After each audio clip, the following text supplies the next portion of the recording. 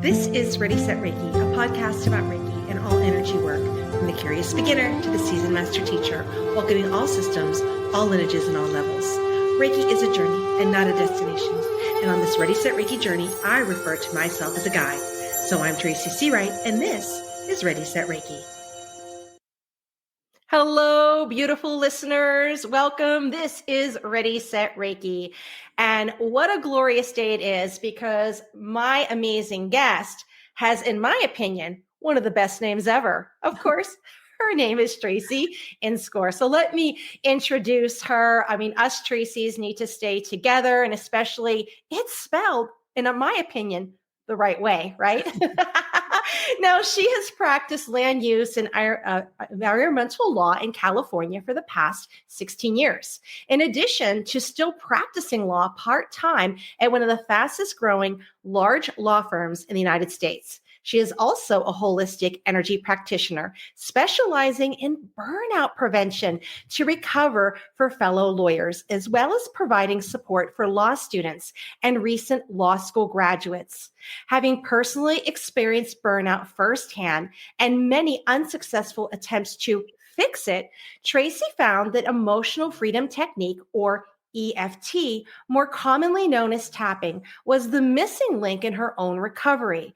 By working with the body's meridian system, EFT helps to restore the mind-body connection and has been clinically proven to be effective in treating issues such as anxiety, post-traumatic stress disorder. Now, she is a certified EFT practitioner. She has a unique approach to a burnout prevention and recovery. It emphasizes on the nervous system, regulation, and the power of the subconscious mind, therefore empowering her clients to address the true root cause of burnout. As one of the very few certified EFT tapping practitioners who also practices law, she is also able to relate to her clients with empathy and a keen understanding of real life issues they face. Welcome, Tracy, to Ready Set Reiki. Thank you, Tracy, for having me. Wonderful. So let's begin our journey together. So tell us a little bit about yourself. Okay. So I was born in the early 1980s in Southern California. So I'm an solidly elderly, elder millennial. And I grew up as an only child in a very seemingly normal family. My dad had a landscaping business and my mom was a stay-at-home mom until my parents divorced when I was 13. But what a lot of people didn't realize was that we were part of a high control religious group, really a doomsday cult until I was about 10 years old. And this church dictated a lot of aspects of our everyday life. One aspect of that was they really promoted physical discipline of kids. At one point, even providing wooden paddles at the church services to take your kid in the back and paddle them if they were misbehaving. Now, for my dad, because of his own unresolved trauma, which I now understand, he was a rageaholic. So this was not a good combination because it really became a channel for his anger, and it was actually sanctioned and encouraged by the church. So, now back then, a lot of people spanked their kids. So I didn't know that this degree wasn't normal until much later in life. Right. But in general, home was a stressful place to be because I never knew what mood my dad would be in. There was this constant tension and just walking on eggshells.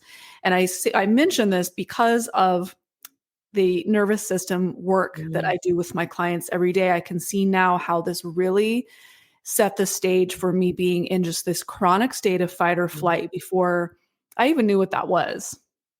And so school and academics really became my safe place and a way to have control over my life. Because when I was excelling and getting awards and getting good grades, it meant no one was mad at me. I could buy some approval, right, for a short time. And so getting that reinforcement with praise and rewards, my entire sense of self-worth and value really became tied to performing and achieving. I got my first after-school job when I was 14. I tested out of high school when I was 15 and started college early while working full-time. And So after college, law school just seemed like the natural next step and like the next hard thing I could do to continue to prove my worth and value. So I graduated in the top 20% of my law school class. I had this great 6-figure job offer right out of school. And yet I knew deep down that something didn't feel right. But because I had trained my whole life to stuff down my emotions, disassociate, and just keep pressing on, that's what I did. And I was the stereotypical type A perfectionist, overachiever, very in my masculine energy, until about 5 years into practice when it finally all caught up with me and I experienced a major burnout and a really dark night of the soul, spiritual tipping point. Mm. And at the time I blamed the job, but what I know now is it was the energy that I brought not just into my career, but everything I did. So fast forward 11 years, as you said, I do still practice part-time, but now the great joy of my life is sharing this healing work with other lawyers, other high-stress professionals struggling with burnout because I lived it. Yeah. Yeah. Burnout is for real. And as you were talking, it made me remember, my childhood. So I went to elementary school in the latter 70s, and there was still that fear that you're going to go to the principal's office, right, to get disciplined. Yeah. And that fear around that, like, oh, I'm going to get a spanking if I don't behave. And then you had the religious trauma as well. And I recall, in church that you had to be a certain way or do this, or you're going to go to hell, you're not going to go into heaven. So you had this fear of, oh, I better walk the line here, or, I'm not going to go to heaven and meet Jesus. Right. Right. Yeah. So just all of this, like in a very young mind, like 5 years old, 6 years old, 7 years old, where all this development is happening is all around fear-based. Right. And even like, and it was that generation, like having a grandfather that just looked at you the wrong way. And it's like, Yeah. whoa, you don't want to get in trouble. Yeah. And it was so normal for so many people Mhm. that we fall in that comparison trap. Like I had really good parents. Mhm. Despite all of that, I had an overall good childhood, Yeah. very loving parents. Just imperfect people like all of us. Yeah. And we don't want to compare and say, well, my trauma wasn't anything compared to this person, so I have Sure. no right to be upset. It's about how it affects you, Right. But all of those are part of what makes you today, so that Mhm. you go out and you help other people, that you are Right. of service. So we are here talking it's holistic energy, about EFT. So when did EFT come into your life? Is it something that you found, or did it find you? It found me. It tried to find me, and I was like, no, go You're away. running. So I only tried it for the first time about 3 years ago, even though I heard about it way before that. I admit I was very skeptical. It sounded too good to be true. And I had already tried so many different modalities in addition to traditional talk therapy and prescription medication for depression and anxiety. And although each thing I tried helped to some degree and definitely played a role in my healing, I was a little discouraged that I hadn't found the thing Right. to finally get me over that last hurdle of just still feeling really depleted, still being very dysregulated when it came to stress, feeling unable to manage my emotions, even though I was doing much better. So I forget now what I was even upset about at the time, but I was watching YouTube videos on my couch and I came across the tapping solution, which is a great resource. I'm not affiliated with them in any way, but definitely check out tapping solution. And Nick Ortner, one of the founders, was doing a video where he was walking you through the tapping sequence to clear negative emotion around whatever was bothering you. So I did it. I followed along. And at one point he says, okay, check in with that emotion. Where is it? Has it gone higher or lower on this 0 to 10 scale?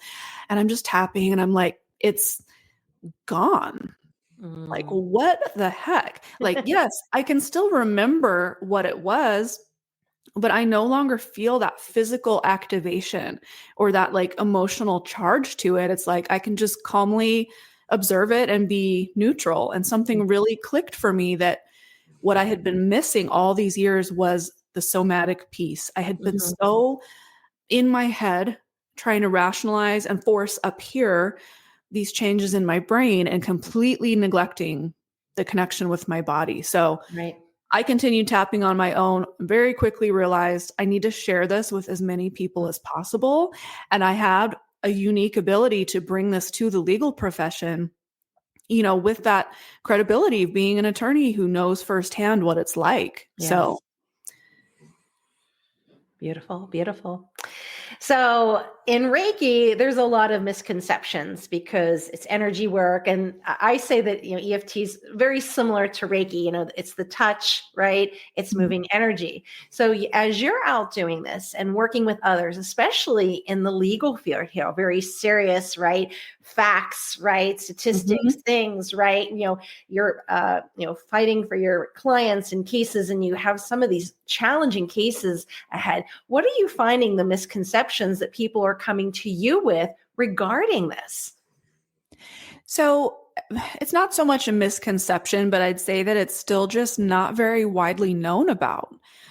It is slowly becoming more mainstream, but even though it's based in the principles of acupuncture, which have been around for thousands of years, Absolutely. the specific tapping sequence was only introduced like in the early 1990s by the creator, a man named Gary Craig. So it's still somewhat new. The cool thing is that Gary Craig, rather than trying to claim ownership of this technique to profit from it, he gifted it to the world, which means that this technique is available to everyone. No one owns it.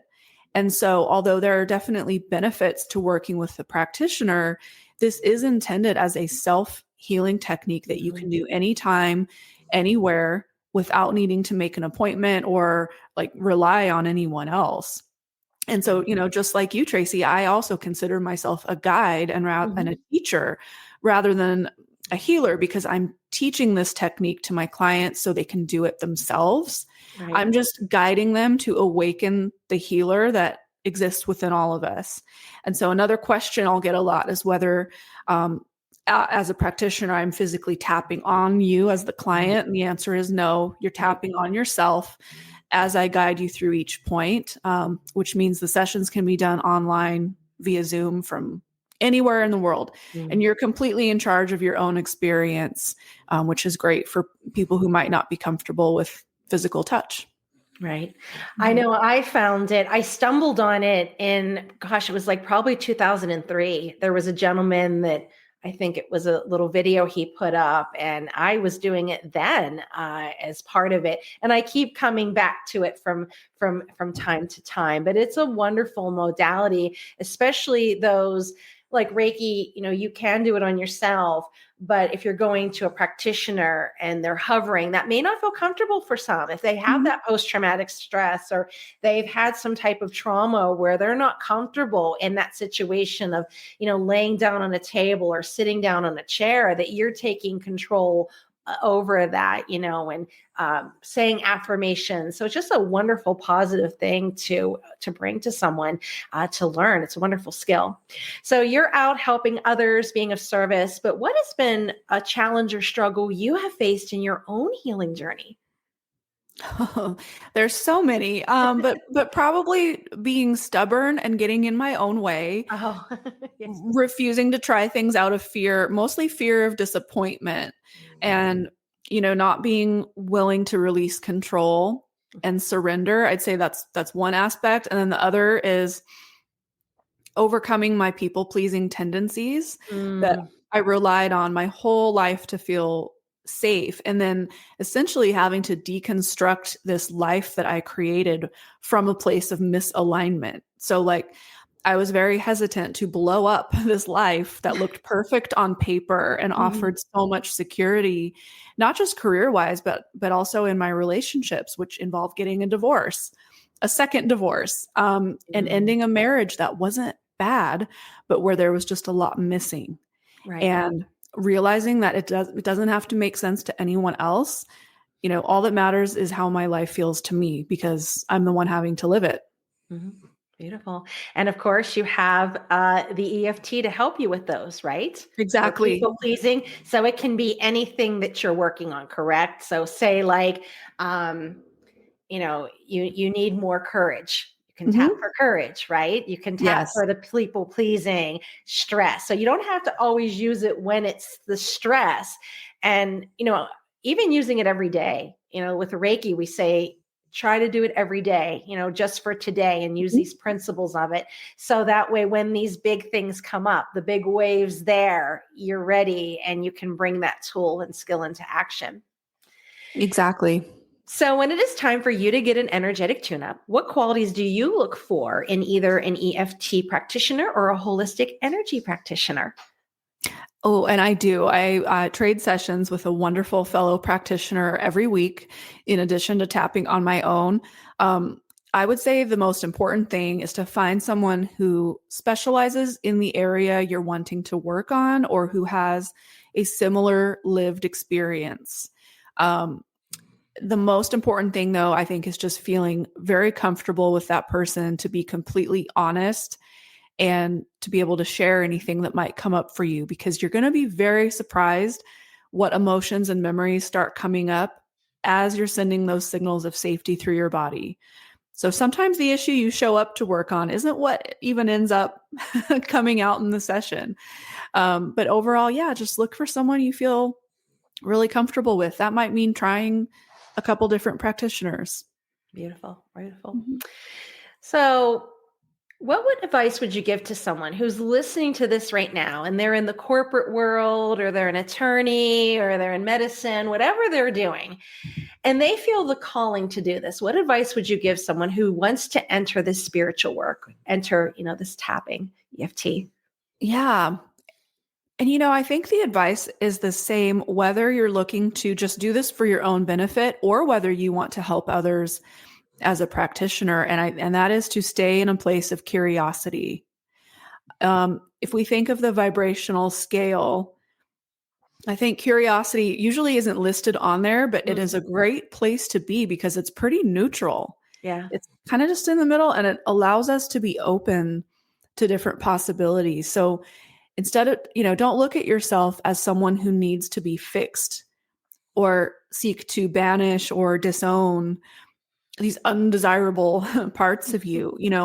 Instead, when we can stay in a place of non-judgment and just gently Right. go, look at that. Like, I wonder what that's all about. I wonder where that came from. I wonder what that's trying to show me. And, likewise, from a practitioner standpoint, to not to resist the urge to jump in and fix and want Mm, to achieve a certain result for your own right. ego. You want to allow the client to take ownership of their own experience. That was a challenge for me in the beginning because as a lawyer, I'm used to being in problem solving mode. Right. And here's what you need to do, or here's the end goal. I had to Mm, become a better listener so that in turn I could teach my clients how to listen to themselves. yeah. Yeah. It's also with a teacher too. My background's elementary education, to like not get in there, and as an empath too, right? You have Yes. all this, all this happening, all this going on. And as an intuitive, when you're like, "Oh, I know exactly what Exactly. is going on," but Isn't it? We you got it gotta all going on. you gotta let them bring that information up, even though you're already kept picking up on it. So, what books do you recommend? So if you want to learn more about EFT and have some guidebooks for doing EFT on your own, I really like Margaret Lynch Rainier. She has two really popular books. One is called Unblocked, and one is Tapping into Wealth. Great EFT teacher. And then just for general personal development, I really like Frances Scovel Shin. I was introduced to her work last year, and also the teachings of Abraham Hicks and Neville Goddard, which kind of built on that, just in Yes. terms of the power of our minds and our ability to create our own reality. Beautiful. Beautiful. So, what other services or modalities do you offer? Do you offer sessions, one on one? Are you doing classes, trainings? I mostly do one-on-one sessions. Um, tapping in a group setting can also be very effective. It's just a Mm, very different experience because you're all holding space for each other. yeah. Usually, I'll do group events focused on a particular theme. One of them was like overcoming financial blocks, for example, because we all have Mm-hmm. areas in that, and that we can work on there. So I do occasionally offer group events online. You can subscribe to be on my mailing list through my website to find out about those. But my main modality is EFT.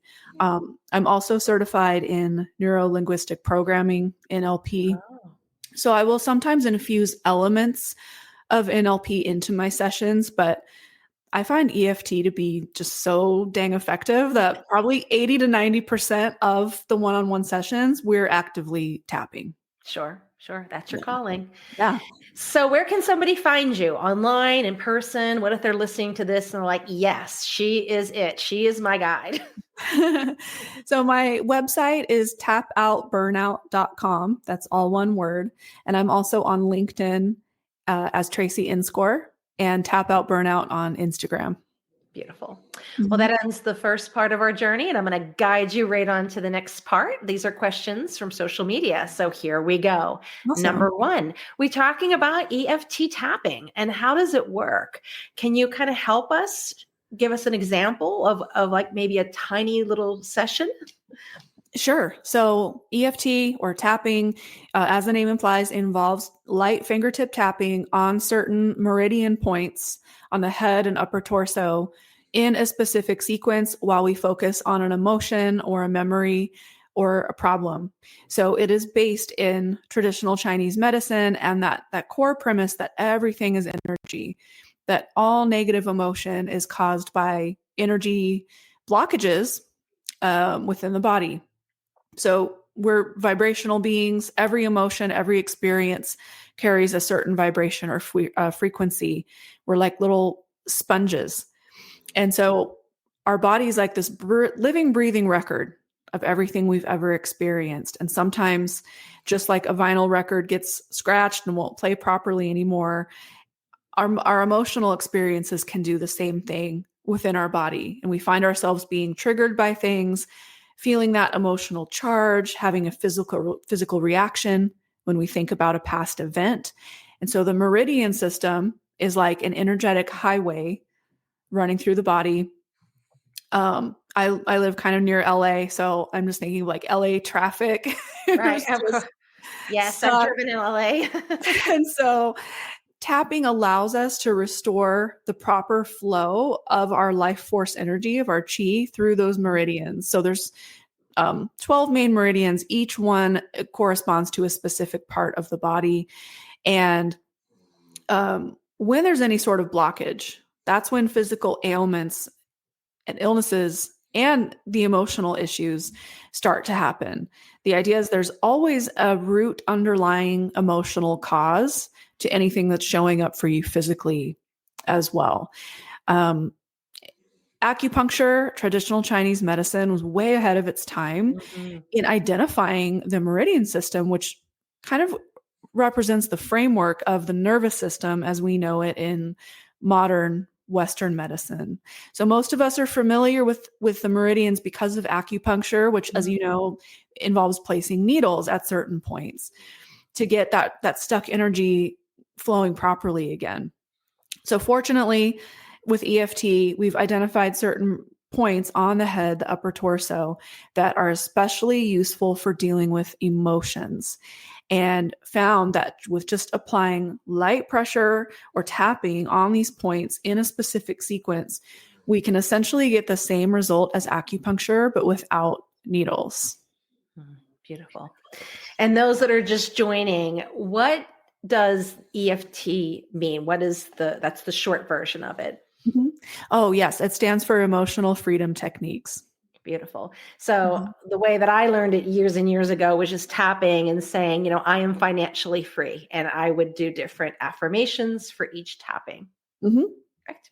I also do yoga, yin yoga, and it brings in traditional Chinese medicine as well. It can have an option with focusing on the meridians as well. So doing tapping, things like that, we bring that in as well with that. So very good. Mhm. Very good. Number 2, what is the importance of the subconscious mind to the nervous system?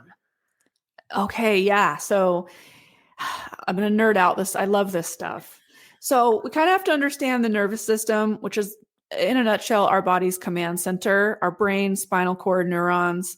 They're sending messages all over the body that control literally every function. And so we have the autonomic nervous system that regulates like heart rate, blood pressure, breathing, digestion. That has 2 parts. The sympathetic system controls our fight or flight response. Parasympathetic regulates our rest and digest functions. Ideally, we would be in that rest and digest state most of the time, unless there was a literal threat to our survival. Sadly, we have not evolved to know the difference between being chased by a tiger and getting a stressful email at work. So what happens? We spend most of our time in fight or flight, Right. and that becomes our regular state of being. And what happens when we're in fight or flight is that the amygdala in our brain becomes overstimulated, and it causes the blood flow to leave our prefrontal cortex, which is the part of our brain that does creative problem solving, which is unfortunate because times of stress are when we most need that part of our brain, but it just checks out and goes offline. And then we revert to our more primal responses.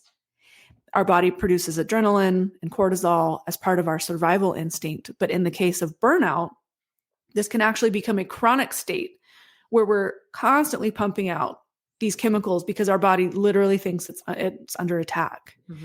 So then we have the subconscious mind, which is like a huge memory bank, contains all the stored information that of everything you've ever experienced. And it's always working in the background. You're not necessarily aware of it. It's like software or app that's just running in the background. And around 90% of our brain activity is subconscious rather than conscious. Right. It's not only recording everything that happens to you, but it's impacting your current emotions and behavior and choices. So in terms of the communications between our brain and our body, about 80% is going from our body to our brain. Only about 20% goes from our brain to our body. But what do most of us do? We put a tremendous amount of effort in trying to address the 20%, what's going on in our brain. Yeah. And what I'm suggesting is, yes, we can't ignore that component. It's important. But if instead we focus on the body where that 80% lives, you will see a change in the fraction of the time and with far less effort. So the nervous system and the subconscious mind work together because our subconscious is constantly taking direction from the nervous system, from the body, as far as what feels safe. The number one goal of our subconscious mind is to keep us safe. So it will let us know, it will let our nervous system know when something is perceived as a threat so that we can have the correct response. But as we said, some of us walk around in that constant state of stress when there's no physical danger, which means that even good things can become scary because they're simply unfamiliar. Right. Things like getting a raise, being in a healthy relationship, working less, feeling relaxed, it can actually feel uncomfortable because your subconscious says, whoa, this is new. This is different. What is this?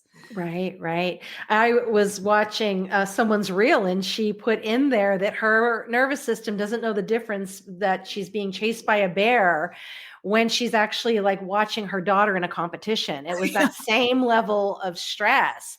And after my sister passed, I felt like I was in this constant state of stress because we had another family member pass. And then my dad got sick. Like we had like 4 deaths in like this chunk of time. And I remember one time, I think I dropped my phone. It accidentally called my daughter. And then you know how you're like, oh, no, she's working. And then you push it to stop and then it rings again. And so it had been like 2 or 3 times. And she calls me back and she said, who died? And that's makes you realize, oh my goodness, we've all been living in this state of this high anxiety, that's the first thing. Not that I'm calling to say hello and how your day is. It automatically went to who died. And I felt like, oh my goodness, we need to all come down a little bit here. But we weren't realizing that's how we were surviving because we had one bad thing. This was all through COVID as well. So we had Mhm. COVID thrown on there and all these deaths and like, now what kind of thing attitude. Yeah. But, things like EFT, Reiki, these are tools that you can use. So, when I'm out and I'm feeling overwhelmed and stressed, I can I'm going to go sit in my car. I'm going to tap, right? I'm going to Mhm. go into the bathroom, do a little tapping, do a little Reiki to kind of help you ride that wave to get calm. Yeah, because knowing something and feeling it are two Mhm. very different things. Yeah. And as someone who's in my head a lot and very like, like intellectual, um we can consciously get over something that was Mhm. upsetting to us, whether that's grief or trauma or betrayal or shame. But if our body never got the message that it's safe, then that emotional charge is going to be reactivated. Like you said, every time your phone rings, every time Mhm. that person's name shows up on your phone screen, you're Mhm. like that clench in your chest, Mhm. like that visceral physical reaction. Right, right. Our third question, which is about your specialty, burnout. What are the three-step processes for overcoming burnout? I know many people are dealing with this, as a attorney, I'm a teacher, we're in the industry here of service. This is something when we get our cup completely emptied out, right? Mhm. So what are some techniques here? Yeah, so the first is to take the edge off and get out of crisis mode because Mhm. it's very difficult, if not impossible, to problem solve and see big picture patterns Mhm. to do deeper work when we're in survival mode or when we're in a state of fight or flight. Mhm. So this might take place at the beginning of each session where we're bringing the client down to just a more manageable level so that they can think and be more contemplative. Sometimes we might have entire sessions Mhm. dedicated to bringing that anxiety and stress level down just so you can think clearly. And then step two is to recognize the deeper root cause issues that led to the external issue, such as burnout in the first place. So, the single most important thing I've learned about career burnout is that it is never really about the job Mm. or the Yeah. career. It is a symptom of much deeper issues that were probably going on within you well before you stepped foot in that job. So that Mhm. means that changing jobs or even changing industries might give some temporary relief, but that pattern of burnout will find a way to keep showing up in other areas of your life or in a new job until you truly get to those root causes. So example of some of those that we might work on in step 2 would be maybe you're living outside of your true purpose or out of alignment with your core values and priorities, because it can be exhausting to be out of alignment with your true purpose and your authentic self. It takes a lot of energy to fake it and Mhm. pretend to be someone you're not. Um, that step 2 is where we'll work on the childhood family dynamics, past trauma, that nervous system dysregulation that comes up specific to a memory or a past event, subconscious blocks, fears, limiting beliefs, especially around money, Mhm. or a belief that we have to struggle and sacrifice in order to be worthy, that it's not allowed to be easy. Mhm. And just like societal programming in general, this hustle culture, boss babe nonsense that we should all be, stressed and Mhm. over caffeinated. So then we get to step 3, which is in once these deeper issues have been addressed, we've cleared out a lot or most of the unwanted or undesired energy and emotions, is when we can start creating what we do want. And so that might mean getting more comfortable with the idea of making a career change, Mhm. releasing any fears or limiting beliefs around money, self-worth, maybe setting boundaries, and of course, more fun things like manifestation and visualization Mhm. while we're tapping to kind of anchor in that feeling of safety in the body relative to those desires that can Mhm. actually feel unsafe at first because they're unfamiliar. So Mhm. step 3 is really all about getting more comfortable with feeling really good as your new normal, as your new set point. Right, right. I like that you have steps to it, right? Instead of like all in one. And that gives that person, okay, this is a process. This is a journey, Mhm. right? Yeah. So we're not going to really focus on the destination right now. We're focusing on the journey. We'll take it step by step at their comfort level. So that's really Yeah. wonderful. Wonderful. Well, that was our last question. And as we've been talking, is there something you may have forgotten? Is there something that you want to share with the listeners? The floor is yours. Oh, sure. So I offer some free resources on my website. I have a 30-minute burnout consultation. I would love to chat with you and see if we're a good fit to work together. And you can just share whatever issues you might be experiencing. So you can book that through my website. And I also have a free e-workbook. And the e-workbook is really based on step 3 of this process.